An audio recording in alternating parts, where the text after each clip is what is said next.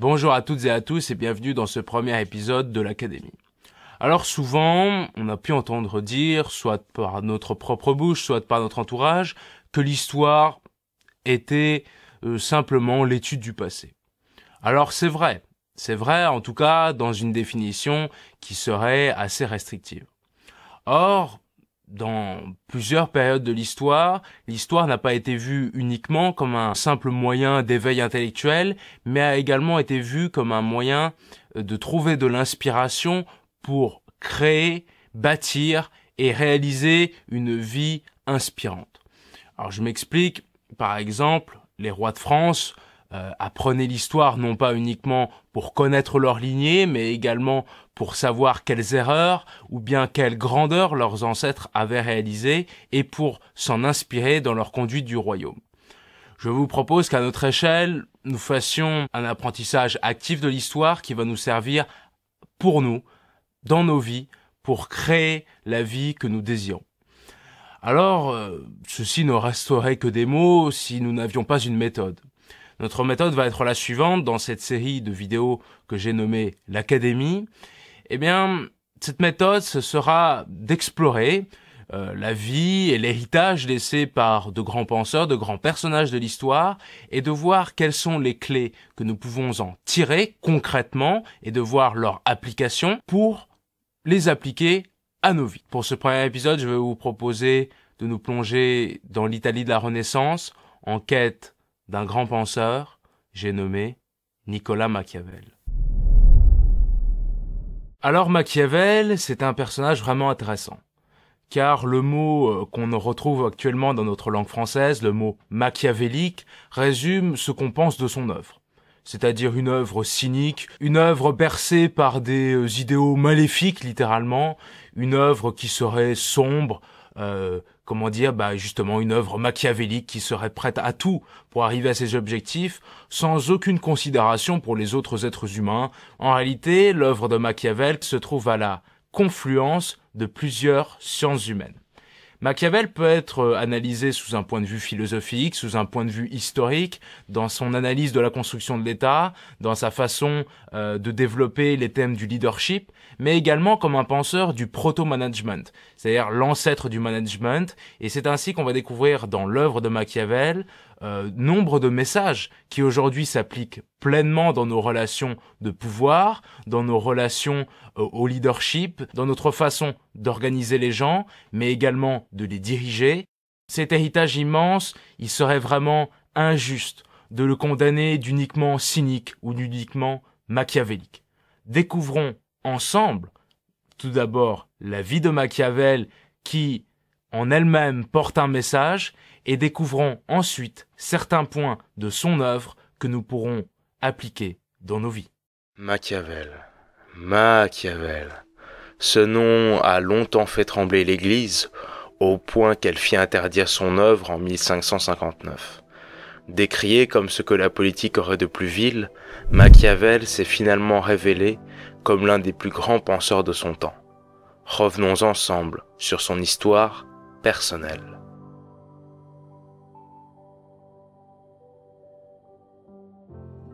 Niccolò Machiavelli est né en 1469 à Florence, en Toscane. Il n'est pas issu des classes dirigeantes de la cité, mais du bas de la bourgeoisie, son père étant un petit notaire. Machiavel a néanmoins une éducation soignée, avec une mère cultivée et un père qui lui donna le goût pour le droit et la lecture. Ses premières années de vie sont marquées par une relative paix en Italie, suite au traité de Lodi qui apaise la péninsule. En 1469, un autre tournant majeur va marquer l'histoire de Florence, c'est la montée au pouvoir de Laurent le Magnifique, le plus connu des Médicis. Si en théorie Florence est une république, la réalité du pouvoir appartient à cette famille, les Médicis, qui bien que d'origine modeste, a réussi à s'arroger le pouvoir grâce à sa banque. En 1478, Machiavel a alors 9 ans. Une terrible conspiration va marquer la ville de Florence, c'est la conjuration des Pazzi. Cette conjuration a été mise en place par les vieilles familles de l'oligarchie florentine, bien décidées à se débarrasser des Médicis, considérés comme des parvenus. Le jour de la messe de Pâques, alors que Laurent le Magnifique et son frère assistent à la cérémonie religieuse, des tueurs entrent dans la cathédrale de Florence. Ils se ruent sauvagement sur les Médicis et tuent Julien, le frère de Laurent. Néanmoins, le Magnifique réussit à en réchapper, de même que la plus grande partie de sa famille. Dans le chaos qui s'ensuit, une chasse à l'homme est lancée dans toute la ville pour éliminer les conjurés, qui seront pendus par dizaines sur le Palazzo Vecchio. Cet événement va profondément marquer Machiavel dans sa construction psychologique. Les dernières années de pouvoir de Laurent le Magnifique sont marquées par un relatif déclin de Florence. Le moine prédicateur radical, Savonarola, prend de plus en plus de place, jusqu'à prendre le pouvoir, en 1494, 2 ans après la mort du Magnifique. Le pouvoir revient pour 4 ans à ce moine iconoclaste qui établit une véritable théocratie à Florence. Les bûchers des vanités sont mis en place. On y brûle des peintures, des livres. Toute ostentation est bannie de la vie de la cité. En contrepartie, la République se démocratise. Mais à quel prix? Des hordes d'enfants viennent toquer aux portes des habitants pour leur réclamer leur vanité et les conduire au feu. Machiavel aurait contribué à la chute du tyran Savonarola en 1498. Ce dernier finira sa vie sur un bûcher. C'est durant la période qui sépare la mort de Savonarola en 1498 et le retour des Médicis au pouvoir en 1512 que Machiavel va faire ses preuves en tant que secrétaire de la chancellerie et chargé de mission dans un contexte international. Alors Machiavel va devenir l'homme de confiance de Piero Soderini, le gonfalonier à vie de la République de Florence. Alors en gros, pour schématiser, le gonfalonier, c'est le Premier ministre. Pour les biens de ses missions diplomatiques, Machiavel va voyager en Allemagne, en France et en Italie. Il va négocier avec quelques-uns des plus grands personnages de son époque, comme le roi de France, mais également de grands papes, au sens de leur empreinte dans l'histoire et parfois même de la violence qu'ils ont drainée avec eux. On pensera par exemple à Jules II, le pape conquérant, mais également à Alexandre VI. Et c'est ainsi que Machiavel va rencontrer le fils d'Alexandre VI, un certain Cesare Borgia. César Borgia si vous préférez. Et c'est cet homme qui va inspirer Machiavel. Pourquoi ? Parce que ce César Borgia, à la tête des armées du pape et de leurs alliés, il va avoir l'ambition d'unifier la botte italienne sous son joug, pour y porter un pouvoir centralisé. Et alors, Machiavel va voir en lui l'archétype du prince, le fameux prince qu'on retrouve dans l'œuvre de Machiavel. César Borgia n'était pas uniquement un homme cruel et sans pitié. C'était également quelqu'un qui savait allier la diplomatie, la justesse et surtout le thème de la décision, la rapidité et la justesse de décision. Ceci va beaucoup influencer Machiavel, et d'ailleurs ça va influencer ses écrits même qui influenceront des dizaines de générations de leaders politiques, économiques qui viendront après lui. Alors, il va y avoir notamment un événement qui va impressionner beaucoup Machiavel. À un moment, le duc de Valentinois, donc César Borgia, fut la cible d'une conspiration de condottières. Alors les condottières, c'était les chefs militaires mercenaires de l'Italie de la Renaissance. Alors une coalition va se former contre lui dans son dos pour tenter de l'éliminer.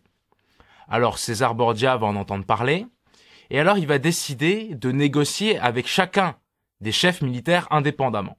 Ainsi, il va les séparer et détruire progressivement la coalition qui s'est formée contre lui.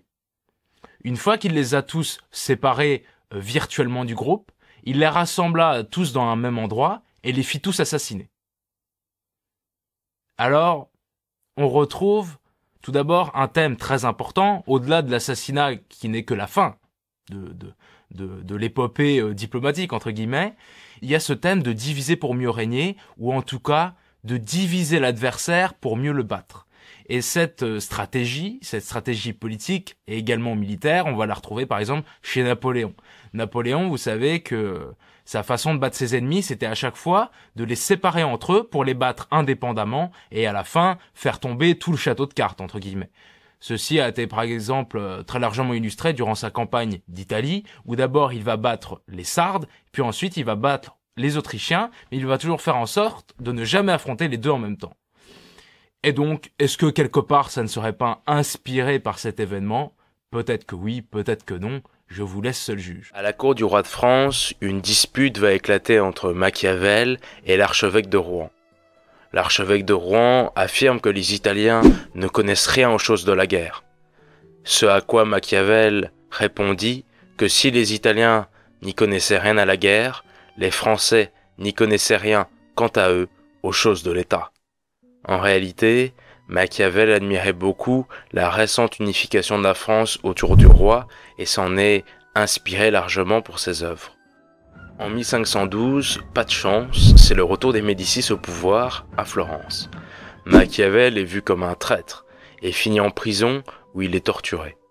Il est finalement exilé dans la campagne toscane et c'est là qu'il entama la rédaction du Prince, son œuvre mythique qu'il ne publia jamais de son vivant. Il offrit ce livre aux nouveaux Médicis et rentra dans leur bonne grâce. Les dernières années de sa vie, il va les dédier à l'expérimentation de ses préceptes. On pensera notamment à la mise en place de son armée de milices. Profondément dégoûté par les mécanismes lents et peu efficaces de la République de Florence, qui ne prévoyait aucun coup politique à l'avance, mais se laissait bercer par la fortuna, le cours des choses, il mourra finalement en 1527, quelques mois après le sac de Rome par les armées de Charles Quint. À sa mort, l'Italie plongea dans le chaos, et les espoirs d'unification de ce grand penseur que fut Nicolas Machiavel disparurent avec lui, pour ne réapparaître que plus de 300 ans plus tard, lors de l'unification italienne.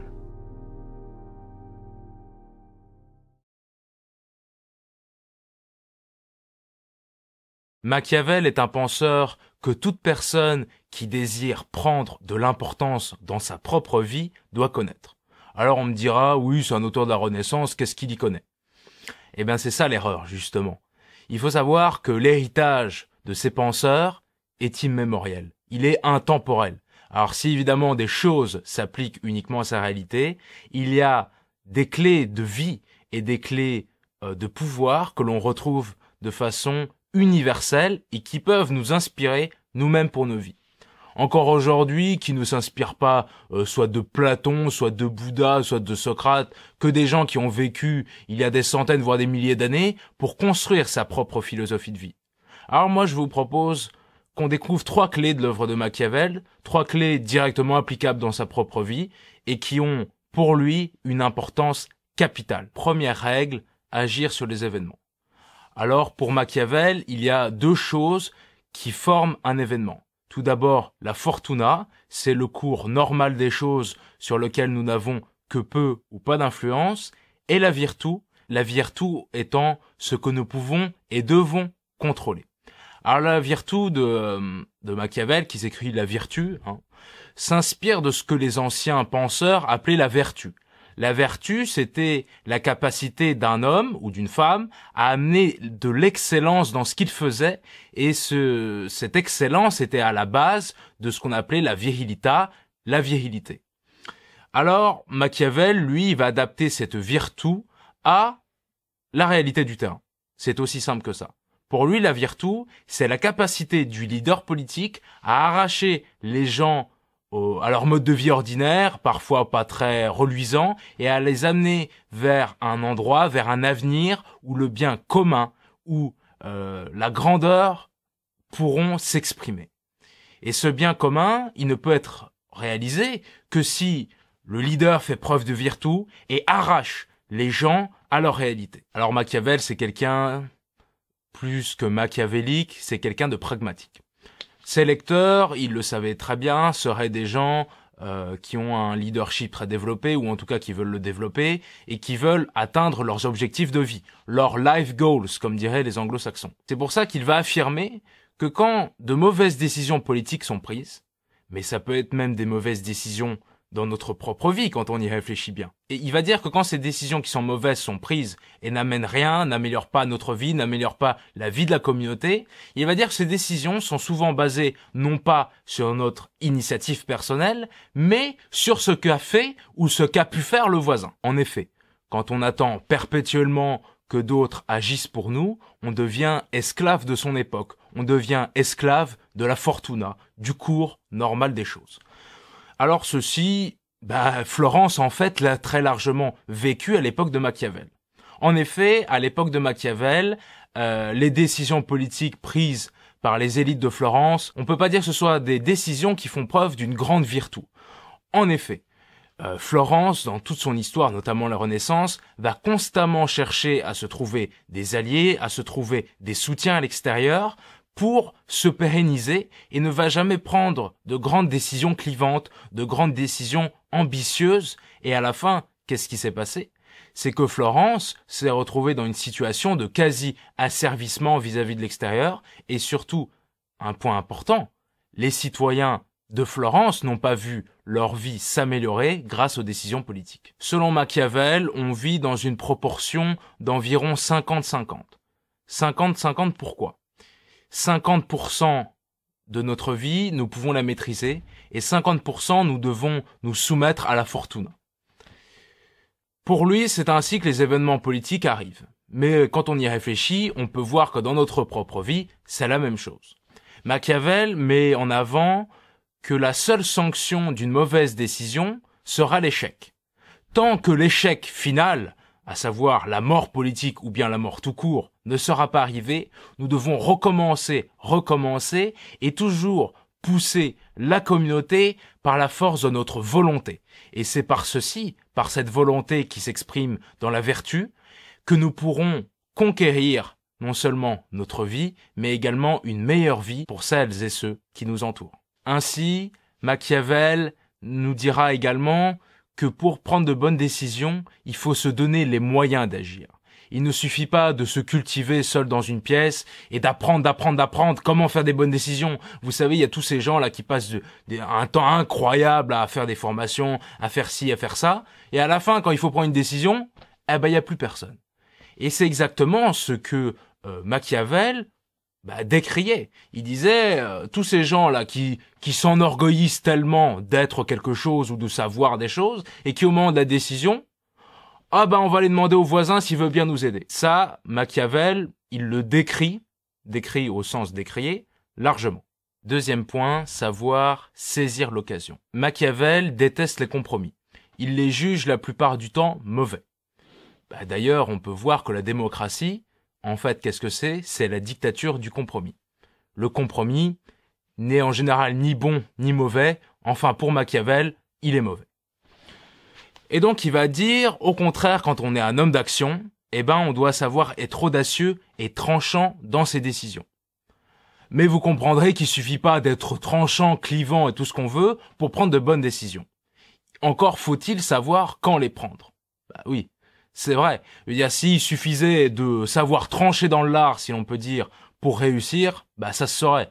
Les grandes gueules auraient tout ce qu'elles voudraient, et puis ceux qui réfléchissent un peu plus n'auraient rien du tout.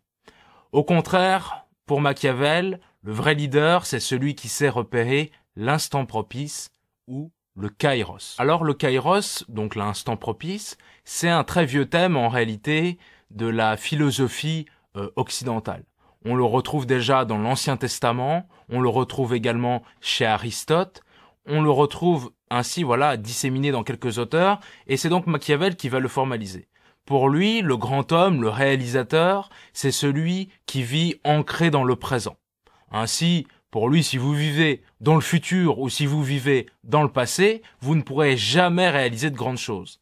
Et c'est que, en étant ancré dans le présent, que vous serez à même de saisir l'opportunité, de saisir le moment propice. Pour appuyer cette pensée qui veut que nous soyons profondément ancrés dans notre époque, il y a cette maxime, cette citation de Lao Tzu qui dit « Si tu es anxieux, tu vis dans le futur. Si tu es déprimé, tu vis dans le passé. Et si tu es en paix, tu vis dans le présent. » Il est vraiment fascinant de voir à quel point les grands personnages, qu'ils soient bons ou mauvais, on ne parle pas de ça ici, on n'est pas là pour faire de la morale, l'œuvre de Machiavel n'est pas une œuvre morale d'ailleurs. Tous les grands personnages historiques connaissaient très bien la conjoncture de leur présent, connaissaient très bien ce qu'il se passait autour d'eux, étaient parfaitement au fait des événements en cours. Même pour reprendre un autre personnage, je ne dirais pas que c'est un grand personnage historique, mais tout du moins quelqu'un qui a un certain sens politique, on peut le dire, on peut le supposer, c'est Macron. Parce que quand vous y réfléchissez, il est devenu président parce qu'il a perçu mieux que personne que les vieilles structures partisanes, notamment les Républicains, donc le ex-UMP et la droite, et le PS étaient en train d'exploser. Et donc, lui, mieux que personne, a perçu ça et a su s'imposer comme étant le seul candidat cohérent de l'élection. Il a donc, à cet instant, en 2017, même déjà début 2016, bien saisi le moment propice. Pour vivre ancré dans le présent et être à même de saisir les opportunités qui peuvent changer notre vie et changer la vie des autres, il faut faire abstraction de ce qui a été, de ce qui sera, de ce qui aurait pu être. Il faut au contraire vivre pour ce qui doit advenir. Et si l'on vit comme cela, si l'on vit pour réaliser, on sera à même de saisir ce kairos, on sera à même de saisir ce que, en sciences politiques, on appelle une fenêtre d'opportunité. Troisième point que nous allons aborder, soigner son apparence. Alors sur ce point à nouveau, Machiavel est très en avance sur son temps. Parce qu'il a très bien perçu, avec sa froideur d'esprit habituelle, que l'image pourrait permettre à son prince de mieux communiquer avec ses sujets. Aujourd'hui, quand vous entamez une conversation avec quelqu'un, vous êtes jugé sur 3 choses. Tout d'abord, votre apparence, votre gestuelle et enfin ce que vous dites. Votre apparence, compte pour 55%. Votre langage corporel compte pour 38%. Et la personne analysera votre présence à 7% pour ce que vous avez réellement dit. Alors, cette analyse, Machiavel va l'exprimer avec ses mots et son pragmatisme habituel. Écoutez cet extrait. Les hommes en général jugent plus par les yeux que par les mains, car il échoit à chacun de voir, à peu de gens de percevoir. Chacun voit ce que tu parais, peu perçoivent ce que tu es. Et ce petit nombre ne se hasarde pas à s'opposer à l'opinion d'une foule qui a la majesté de l'État qui la défend. Ce que nous dit Machiavel, c'est qu'à défaut d'être bon et juste, le prince doit au moins le paraître. Alors ça, c'est vraiment l'enseignement qui s'applique le plus à notre réalité de tous les jours. Il suffit de voir à quel point les gens trafiquent leurs images sur Facebook, Instagram, Snapchat pour se rendre plus sympathiques. On a un autre biais très important lié, quant à lui, au langage corporel, c'est le fait que l'on trouve les gens souriants plus beaux. C'est aussi simple que ça, mais ça rejoint tout à fait cette thématique d'avoir l'air bon et juste. Donc, si à son époque, sourire n'était peut-être pas aussi valorisé qu'aujourd'hui, je vous l'annonce, souriez sur vos photos, vous aurez l'air plus beau. N'importe qui a un peu d'ambition dans sa vie doit savoir bien s'habiller. Beaucoup de gens pensent que bien s'habiller, c'est s'habiller comme les gens de son secteur. Vous savez, par exemple, les avocats sont tous en costume noir, cravate, cravate bleue, on va dire, et ceux qui sont dans la banque ont un costume un peu différent et tout ça. Il y a un grand penseur dans les sciences de la persuasion qui s'appelle Cialdini, et lui, il a dit c'est pas bien de s'habiller trop bien ou bien de s'habiller trop conforme. Et au contraire, pour lui, ce qui était le plus intelligent, ce qui était l'initiative la plus intéressante au niveau de l'apparence à prendre, c'était de s'habiller comme les autres, mais juste avoir un petit détail qui nous différencie d'eux. C'est-à-dire, si vous êtes dans un milieu où les gens s'habillent de façon assez cool, habillez-vous cool, mais ajoutez un petit élément dans votre habillement, dans votre apparence, qui vous fera vous distinguer légèrement, tout en faisant en sorte que les autres ne se sentent pas agressés, opprimés par votre façon de vous habiller, qui serait par exemple trop corporate, comme on pourrait le dire. Pour illustrer ce point, je vous prendrai en exemple des personnages comme Zuckerberg ou bien comme Elon Musk. Vous les voyez à chaque fois, ces grands personnages du digital, quand ils se présentent dans une conférence, ils sont habillés de façon très simple, ils ont juste un t-shirt et vous les voyez parler. Et des fois on peut se poser la question, les types ils sont milliardaires, pourtant ils s'habillent de façon complètement random. Steve Jobs faisait ça aussi. Et en fait, ce look est très travaillé. Pourquoi ? Parce qu'il ne l'est pas. Et c'est ça le paradoxe. C'est-à-dire que ces types-là, en fait, ils ont tous les conseils en images qu'ils veulent. Mais le meilleur conseil en images qu'ils ont eu, c'était vous incarnez tellement la compétence. Votre personnalité, votre intellect, vos initiatives que vous avez prises dans votre vie, aussi bien au niveau de l'entrepreneuriat que de l'innovation et tout ça, sont tellement importantes que vous n'avez pas besoin de reprouver aux gens que vous êtes compétent. Vous incarnez déjà par votre simple tête la compétence. Donc, pour permettre à cette compétence de s'exprimer la plus simplement du monde, habillez-vous simplement. Et alors là, les gens vont se dire, ah ouais, le gars, il s'habille tellement simplement, il a pas besoin d'en rajouter, pas besoin d'artifice, ça doit vraiment être quelqu'un de compétent. Vous voyez comment on est biaisé ? C'est assez extraordinaire. Et je pense que ce point de l'œuvre de Machiavel, qui est d'adopter une véritable politique du paraître, était largement révolutionnaire, avait 5 siècles d'avance. Pourquoi ? Parce qu'en fait, lui, il va dire, non pas habillez-vous mieux que tout le monde, choisissez un look extravagant, blablabla, mais au contraire, il va dire, choisissez un habillement, un apprêtement qui vous sert au lieu de vous desservir. Et ce point-là, n'importe qui a un peu d'ambition dans sa vie, sait qu'il est primordial. Alors, pourquoi ne pas l'appliquer ? L'enseignement de Machiavel était largement en avance sur son temps. Décrié au long des siècles, Machiavel apparaît en réalité plus pragmatique que réellement machiavélique. Son apport à la gestion des hommes, à la politique, au leadership moderne sont réels. Profondément républicain, il n'admet l'utilité du prince que pour la défense de la cité, comme une sorte de dernier recours. Aujourd'hui, nous vivons dans une société qui a exacerbé les dérives déjà présentes au temps de Machiavel. L'image, la volonté et la nécessité d'être ancré dans le présent sont des points que tout homme ou femme d'ambition doit travailler. La multiplicité des réseaux sociaux qui bouleversent les codes de l'image, l'information à grande vitesse qui nous déconnecte de la réalité et la médiocrité générale promue par l'enseignement ou même par la vie en société nous amènent à croire que nous n'avons plus le contrôle sur notre vie. Machiavel, 5 siècles auparavant, nous donne des clés pour reprendre en main notre quotidien et surtout nourrir notre ambition.